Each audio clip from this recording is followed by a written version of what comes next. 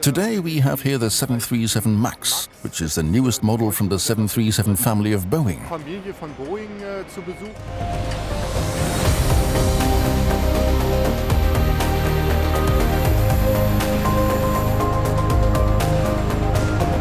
We'll see if this aircraft fits into our maintenance hangar. In other words, we've just tried to push her backwards into the maintenance dock. Because she's a bit higher at the front, at the nose landing gear, she comes down a bit at the tail, and this is why we need to do new measurements.